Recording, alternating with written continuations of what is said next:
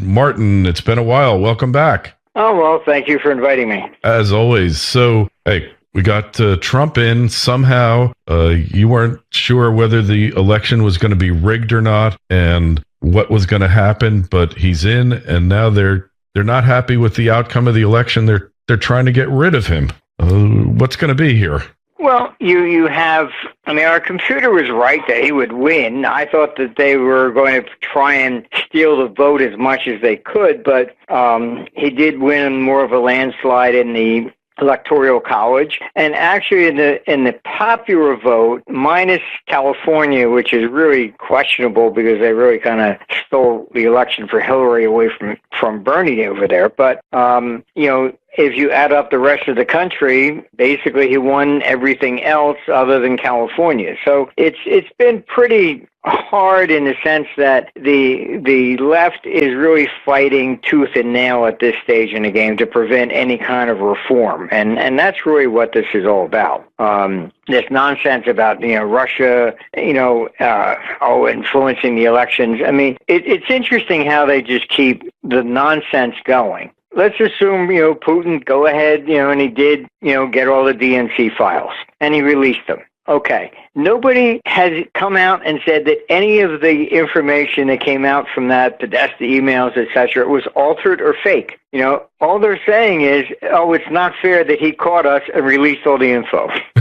But they're twisting it and making people think that he actually somehow changed the vote. And our computer is basically showing that Trump was going to win anyhow. And it was the same thing with Brit exit. It's, our computer there forecast that would work as well. And I came out and I warned that, okay, fine. If you get a significant majority beyond what they can manipulate, then it should go through. And they did. The Scottish election it was much closer. So they were basically, and they got caught on throwing all kinds of stuff out. But Brussels itself sent people over to count the Scottish votes, which really made sense, But we're really looking at a global issue, and that's most of the problem, because the U.S. press, I agree, it really is fake, and it's pretty bad. People don't realize how it actually functions. You can have a journalist who's really wants to tell the truth, and he can write a story, and it goes upstairs to the editors, and it's the editors who change everything. So, that's simply the way it goes, and this isn't about honest journalism or anything like that. The mainstream media, they're all major corporations now. So it's no different than talking about Goldman Sachs or anybody else. They get a call and they say, okay, fine, we'll do this or we'll do that. And it's all paybacks and okay, fine, we'll take care of you. And that's how everything is basically being manipulated. It's pretty pathetic, but the press in this country has followed the same path as Pravda did during the communist regime. What are you going to say? It's they preach the party line all the time, and that's pretty much it. But so this is really about a revolution, is what it is. And you're seeing it in Europe, you're seeing it everywhere. And it's effectively, from World War II, all governments do the same. They just spend whatever they need to. They constantly borrow. There's no intention of paying anything back. And the standard of living keeps declining and declining. And so what happens is that, you even take Obamacare. The Supreme Court upheld it. Why? Because they looked at it and said, look, it's a tax, and the government has the right to tax. And it really is. That's all it is. And instead of covering the people who could not supposedly get insurance, Obamacare just simply passed this law and forced the youth to buy insurance. Otherwise, they're going to have to pay fines. So, it effectively forced the youth to buy insurance that they didn't need, rather than the government just paying for this. My own health insurance doubled. And I had Blue Cross and Blue Shield, and they canceled my initial policy. And I said, why? And they said, it doesn't comply with Obamacare. I said, what doesn't it comply with? And they said, you don't have paternity and maternity leave. Yeah. I said, what? I don't want that, Then the new policy they sent me, it's really a joke. They sent me 2 cards. One says for me, and it says single. And the other one is for my children. I called them on the phone, and I said, I don't have young children. And they said, oh, you're not paying anything more, but by law you have to have it. Oh, okay, fine. Yeah, I'm not paying anything more. I'm just paying twice as much as what I had before. But so it really is just a tax, and it's the same thing as Social Security. You decided to impose effectively a Obamacare tax on the youth to pay for the older generation, which is the same scheme as Social Security. And the problem is that the Democrats or the Clintons, when they were in power, they're the ones that made student loans non-dischargeable in bankruptcy. I remember. To help the bankers. The bankers said, "Oh, gee, you want us to lend money, to these kids, but they have no collateral. You got to eliminate their right to go bankrupt." So they did, but then the bankers, what did they do? They get the parents to co-sign still. Mm-hmm. So now they have the parents' house, and the parents can't declare bankruptcy either. So it's very clever. But they're putting all this burden on the youth, and they have student loans. And Forbes magazine came out and said over 60% of the people cannot find a job in what they have a degree in. Now you put on all this Obamacare. You're wondering why now the average age of kids still living with parents is into the 30s now. Scary. I was out of the house by the time I was 17, Same here. What are we doing to the youth? How are they going to get out of all this stuff? In Europe, you're seeing the same problem. The unemployment among the youth is 60%. Mm-hmm. This is dangerous stuff because this is eventually bubbles up, and this is what revolution comes from. So it's, I don't know, they just, the press keeps, the poor people that can't get insurance. Look, I would absolutely take Obamacare, throw the whole thing out. Anybody that can't get insurance, they should be on Medicaid. Yeah. And I would order basically everybody else's insurance must be restored to what it was before. Mm-hmm. Get the burden away from the youth. This is the generation that's coming up, and they're saddled with more debt than any other generation in history. So I don't, economically, it's brain dead, and you have these people that keep talking about wonderful ideas and protesting, and they don't understand what they're even protesting about. That's the problem, isn't it? They really don't know what they're protesting about. They don't. They call, Trump a racist. Why? Oh, because he got a Muslim ban. Well, Muslim's not race, okay? It's religion. I have Muslim people working in our company. What's the problem? We have Muslims that are from Switzerland and Ireland. They fly over here for meetings, no problem coming in. They're not from those 6 countries. That's all. Mm-hmm. But they twist it into making it's a racist ban or Muslim ban. It's not. It's just basically looking at the 6 countries where terrorism does come from. And it wasn't a permanent ban. It was just saying that they should be checked out more. Yeah. But everything is just really distorted dramatically, and that's the problem. We can't reach any kind of a commonality here, and I think this is part of what our computer's been forecasting, and the peak in government was 2015.75, and which was October 1st. Mm-hmm. And you got the first rate hike in December. Everything's been downhill absolutely from there on. And every other political election, okay, fine, you didn't like Obama, or Carter, or vice versa, or Bush, or whatever. People didn't go out and start burning cars and protesting for months and months and months. You got on with your life. That was it. Mm-hmm. This one is just not going that way, and they're deliberately trying to prevent any kind of changes, and it's not going to work because, honestly, you get rid of Trump and you're just going to end up really in a bloody civil war. Yeah. And civil wars always come from class wars. That's how they all begin, going after, the Jews in Germany. It started out class war. Oh, it's the Jewish bankers. Then they moved to, it's the Jewish businessmen. Then eventually it goes, oh, hell with it, it's all of them. But it begins always as some sort of a class dispute. And And throughout history, it's always that way. Everything you look at, it's always a class issue, and it's rich against poor, and that's always been exploited. And that's where all the violence historically comes from. Revolutions in Russia, the same thing, China. So I don't know. We just seem to be in a situation where politicians are flirting with the most dangerous thing historically that anybody can do.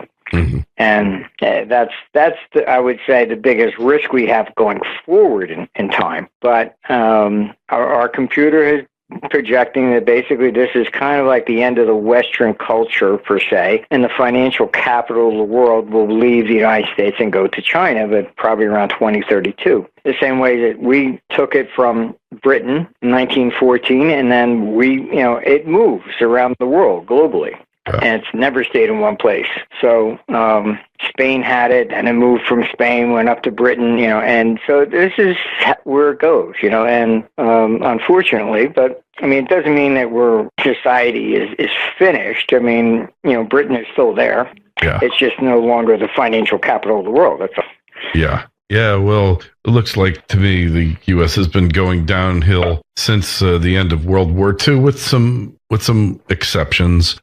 During the tech boom, during the internet boom, but really the corruption, there just seems to be no limit to the corruption. And what's going to take us out of this tailspin? What's going to happen? Is it a cycle? Usually, that just leads to revolution. That's effectively the end result. The corruption is way too high. And you can see, like the media is just part of the whole problem. You take Hillary, okay, and they say, it was, pay for play. And the press defended her. No. Clinton Foundation is legitimate. As soon as she lost the election, what happened? All the countries that were donating money to her, like Saudi Arabia, stopped. They cut it off. Yeah. Okay. Like women have to wear burqas over there, and they'll execute you if you're gay. So they're donating money to her for women's rights and gay rights. It doesn't make sense.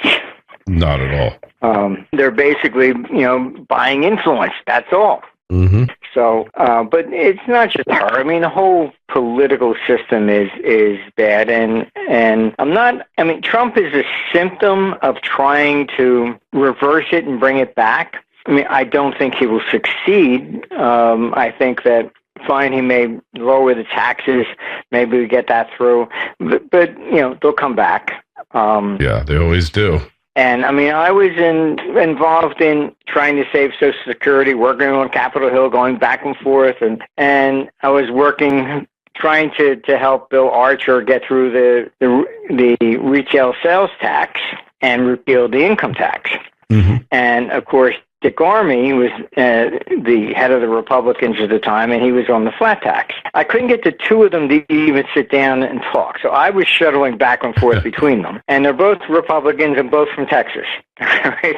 Mm-hmm. And I was in Dick's office, and he's got his cowboy boots up and smoking in there like he always did. And he said, Marty, he says, look, I'm going to tell you plainly and simple. He says, I can't support what Bill's doing because you won't repeal constitutionally the income tax.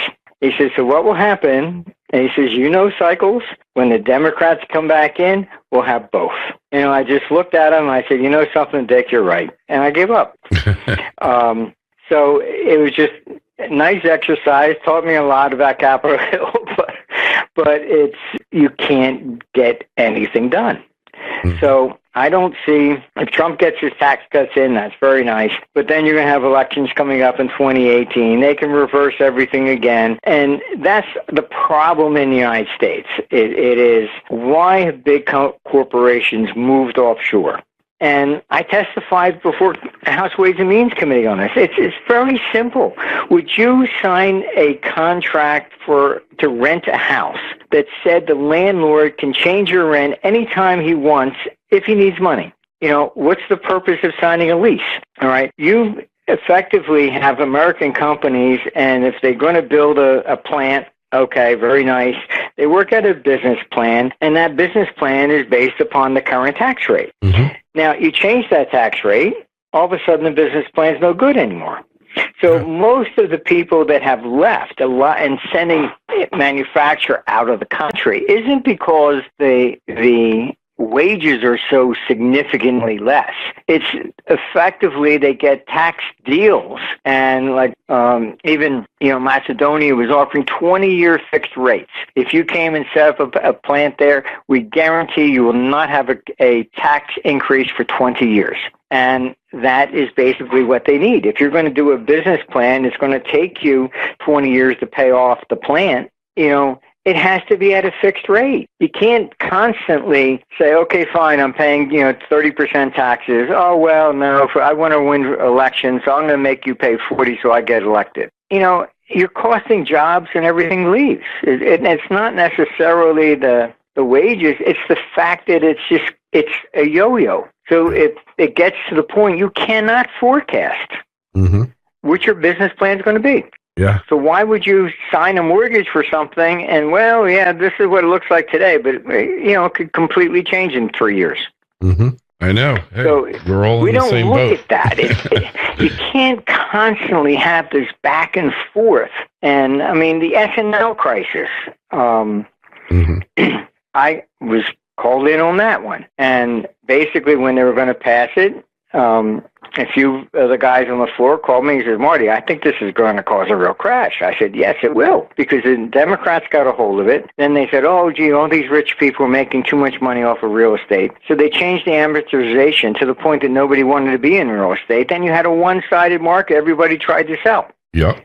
There was no bids. Okay, just like any other market, it crashes. So all the property values collapsed. Then they said, oh, gee, this is fraud. And then they wanted to put people in S&Ls in prison because they lent money on stuff that would have been okay if they didn't change the tax rate. Yeah, brilliant. I mean, it's constantly, they always blame everybody else. You take 2007, it was just a joke. We are so over-regulated. And you say that, and some Democrats, oh, no, you have to have more regulation, otherwise this wouldn't have happened. We had 7 agencies they had to go to, the banks, to get approval to sell these time bombs that blew up. The first one, SEC granted. Okay, the second one, they said it was okay? Okay, so then we did. None of them understood what the product was. None of them. Yeah.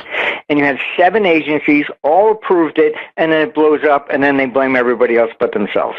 That's regulation? Yeah. So you have people regulating things they don't even understand what it is. We know that. We've seen that over and over again, and it's definitely true today. So where's the stock market, precious metals, Bitcoin? Where are we headed at with all this, Marty? We're in the stock market is, it's basically consolidating a little bit, but effectively the stock market still looks like it's going to about probably double from here. The latest numbers are actually out from Eurostat, and the biggest problem in forecasting any of this stuff, why the majority tend to be wrong, is because they're always looking at it only from a domestic perspective. The Eurostats showed that 2016 was the first year there was net sellers of government bonds and throughout Europe. So the foreigners basically in 2015 had still bought 30 billion worth of euro bonds. 2016, that 30 billion plus turned into 192 billion sale. So this is the first time there's been a net capital outflow from Europe. And it's really been a disaster. But where did that money go? Even within Europe, the money that didn't come here, it went into equities. Sure. And you have to realize that it's when we get into these situations, the bulk of the money is going to go in the stock market, not gold, because the major institutions, that's basically where you're talking about big money. That's where it can go. And what it is that the evidence of that is also simply just look at the S&P and the PE ratio. You have a lot of these people saying, oh, the stock market's way overvalued, it's got to crash. Okay, now what's the historical high on the PE ratio in the S&P? 120. When did it take place? 2009. It doesn't take place on the peaks in stock markets. It takes peak on the bottom. That's when the PE ratio peaks out. Why? Because at that point in time, You don't trust the banks. You don't trust the debt. You don't trust governments. What do? They're looking not for return. They're just saying, okay, fine. If I buy the blue chips, at least I know I'll get most of my money back. So return. You're parking. Yeah, return. That's it. Return so of it's got investment. nothing to do with they talk about PE ratios. That's nonsense. It's complete nonsense. As if you're looking from, oh, well, I'm going to get on a return. You get to some point in time, you just want to park money. I mean, that's where, the 10-year bonds went negative in Germany. Why? I can tell you, we had tons of European clients. It was all a bet against the euro. Because, okay, fine, if we buy the bonds and the euro breaks, we'll get Deutschmarks back. That's what the bet is. Yeah.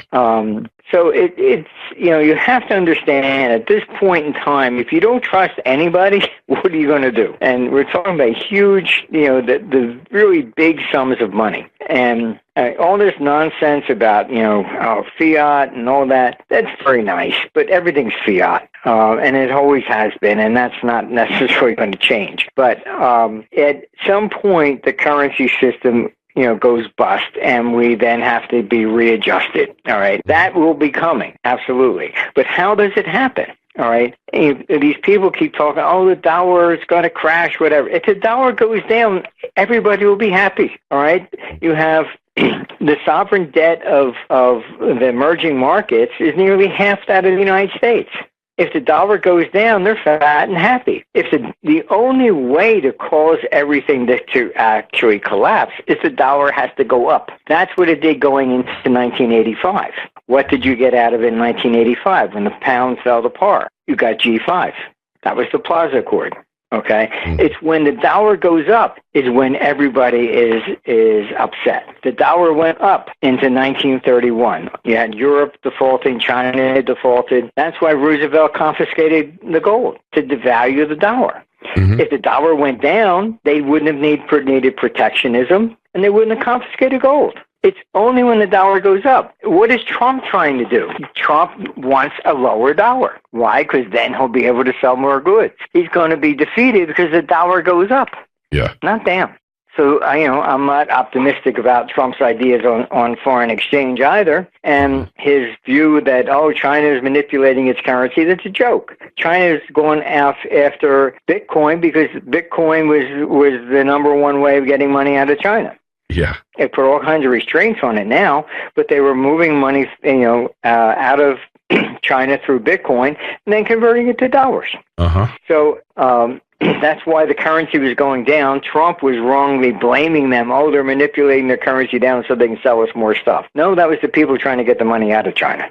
Mm-hmm. So you have to look behind the curtain here a little bit, and but you push the dollar up. Now you're going to get the sovereign debt crisis. You're going to have the emerging markets going bust. You're going to have, a lot of problems even in Europe, et cetera. So the Fed raising interest rates is putting pressure on the ECB. They now have seen the first 2016 has been net capital outflows. If he does not reverse his policy soon, Europe is going to be an absolute basket case. And you're lucky it's holding together right now. They're trying desperately to rig the elections in France because they're afraid if Le Pen wins, that's it. It's good night, Irene. Think she's going to win? It's difficult to say, and I'll tell you why. I mean, our computer forecast that she would win over the socialists and the socialists would collapse. That has happened. Holland's not even running. Now you have Macron basically started his own party in August. Okay, so it's a brand new party. So all the other parties have basically really disintegrated. So he may win if people who would have voted for all the other parties vote for him. Mm-hmm. But on the first round, he's at 24%, she's at 25%. So it's still tight. But again, if she basically were to win, then the euro would begin immediately to collapse. However, let's say she loses, all right? Brussels is going to sigh, relief and wipe their brow. But effectively, it means that they're going to say, okay, our policies are still all right for now. Yeah, no reform. They won't change anything. And our computer's projecting that 2018, that's it. That's it. I mean, the euro may completely go off the boards by 2020. And the structural design is just a disaster, and they never did it correctly from the start. So, I mean, to put it in American terms, there are no federal bonds, and every bank uses state bonds for reserves. Now, Mississippi goes down. What's the first thing you're going to do? Oh, okay, which bank has the most of Mississippi bonds? It goes into total chaos. So the banking system in Europe is 10 times worse than the United States, maybe even 20, because they basically had to be politically correct, so they had to own a piece of each state. So Greece goes down, or the ratings get killed on the Southern Europe. They lose on the reserves. Mm-hmm. That's why the banking system over there is a complete nightmare. Yeah. So then you have the ECB taking rates negative and trying to punish the banks. So what did they do? I can tell you, I have plenty of clients over there. Very simple. They opened up U.S. branch offices over here. Once they have a branch bank in the United States, what can they do? Now they have to be regulated by the Fed. Yeah. So they sent the money over here. The U.S. branch deposited at the Fed. You have $3 trillion in excess reserves that the Fed pays interest on for no reason. Yeah. I mean, you can't make up this stuff. I mean, it's like the Keystone Cops running everything. So, final question, then we'll let you go. Precious metals, gold and silver, they coming out of the long depression here, or more of the same? Soon, but after this year. But what you have to keep in mind is forget all the nonsense of demand and fiat and all that kind of stuff. It means nothing. All right. When does gold go up? It goes up when people lose confidence in government. Mm-hmm. It doesn't go up because of inflation and all this other nonsense that a lot of these gold promoters put out. I mean, if you take the 1980 high and you adjust it for inflation, it's $2,300. We haven't exceeded the 1983 high. In 1980, the Dow was at 1,000. So, and the gold hasn't even kept pace with the Dow. It makes major bursts up, but it does so when there is a collapse in confidence. So that's what we're heading into. All right, but it's probably not going to start really until after 2018. And people have to, and it's not just the gold, the people that are interested in gold and holding that. You're talking about the other people who are not. Those are the ones you have to convince. And you're not going to convince them with hyperinflation scenarios, which don't materialize, and inflation. That's not going to be it. It's the same thing as what the S&P, with the peak in the PE ratio was 2009. When you don't trust anything, that's when you go. Right.